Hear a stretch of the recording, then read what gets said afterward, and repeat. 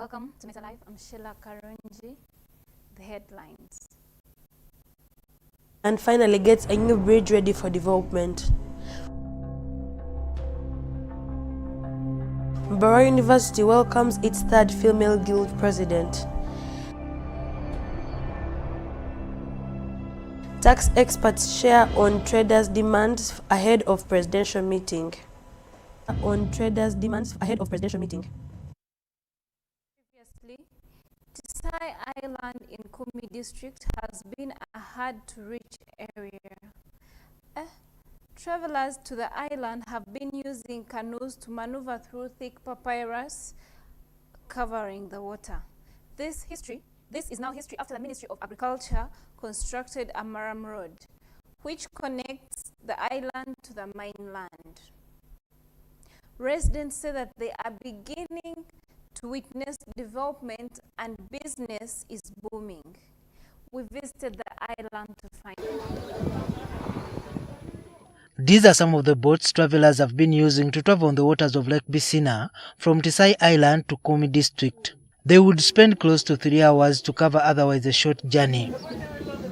Now the transport dilemma is no more after the commissioning of a bridge that connects the island to the mainland. The Ministry of Agriculture constructed the bridge. It was only accessible by boat. You could only use a boat to get here. I'm from Bali. I'm going in Tisai, but the road is so good. Now I take my milk like as I want. Tisai Sub-County Chairman Ben Cherakol says the area has been grappling with the problem of low revenues since few businesses have been set up in the area. Even the people of Tisai themselves will now develop Tisai as a sub-county, and they will be able to give some revenue to the government, which is going to help the sub-county. Because even the shops are few, but now shops are many. Residents and business people are optimistic. Shops are many. Residents and business people are optimistic. The student community at Mbarara University of Science and Technology has elected Daisy Arinda as their new guild president. She is also the third female to hold the office. A day after she was declared winner, she pledged to ensure the proper allocation of university resources towards the efficient running of the institution. Arinda, a second-year civil engineering, became the 36th guild president of the institution. Before this role, Arinda served as a vice guild president in the previous term. Mbarara University of Science and Technology is today celebrating the election of the third female guild president in Daisy Kankiriho Arinda, who beat two male candidates, Joseph Chisito and Wilson Mugazu, to win. Independent candidate Daisy Arinda, a second-year student of civil engineering, was on Friday announced as the winner, which will make her the 36th holder of the office when she takes oath of office next week. This wasn't my win. It was a win of the entire university. It was a win that was brought about by the team that was behind me. I entirely say it was their win. But also I would love to thank the Almighty God, because one thing is clear, that all leadership comes from God. And I don't take it for granted that God, He gave me this great opportunity of leading such a mighty institution.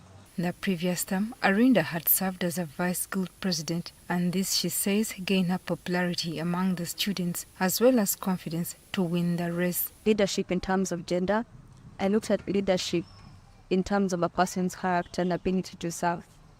The moment you start identifying either as a woman or a man in the sector of leadership, that is when you start setting another pace for the other leaders to come. A man in the sector of leadership, that is when you start setting another pace for the other leaders to come. Tax consultants are calling for open and candid discussions what will comprise a successful interface between traders and President Museveni on Tuesday. The traders recently called off a week-long strike over what they perceived as harassment by the Uganda Revenue Authority in attempting to assess value-added tax known as VAT.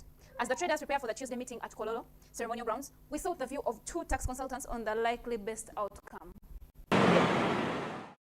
In their 19th April meeting with President Museveni, The traders' leaders voiced several concerns, including calls to suspend IFRIS, the electronic fiscal receipting and invoicing solution. They also called for an increase in the threshold for value-added tax from 150 million shillings to at least 1 billion shillings. However, the president declined to respond to all their requests, instead insisting that the matter would be resolved after consultation with the Ministry of Finance, ERA and the traders' leadership. Now, the techniques, I would like to study them, and then we meet again with you people, but internally I can meet these people on the 24th. The URA and finance and all that. So, we asked two tax consultants what may constitute a win-win solution at the meeting on Tuesday. The tax that is being tracked on IFRIS is VAT, Value Added Tax. Now, Value Added Tax is an indirect tax. It is a consumption tax, a tax that is levied at every point in the supply chain where value is added. So it's not double tax in any way. I think tax administration, the president and URA need to do some soul searching. Do things that facilitate taxpayers so that their businesses thrive. Because if businesses thrive, URA is going to collect 30%. If businesses are not thriving because you're not facilitating them, you will lose out on that revenue. Regarding the value-added tax review, the tax consultants argue that reducing it may not be practical or feasible, as it may affect government's move for increased tax revenue. It has to be a conversation of a balance between reducing on the tax burden versus raising the revenue. Because at the end of the day, when the tax rate is reduced, then that means also the revenues that are coming from VAT shall go down. Government needs revenues. So at this point in time, it's highly unlikely that you can persuade government to reduce the tax rate by 2%. That would inflict a big financial loss or revenue loss to the government.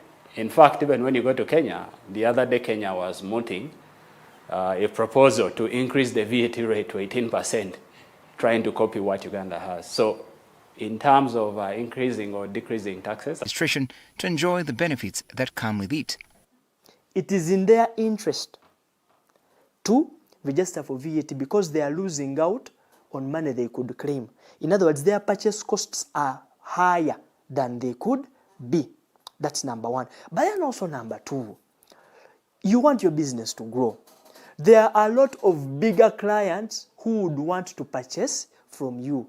But big clients are not going to purchase from you if you're not VAT registered. Because remember also these big clients, chances are they are still in business. It's still along the chain. So they also want to claim the VAT what? Input. Like Mubike, Dennis Kakembo, a tax lawyer, is calling for a review of the VAT threshold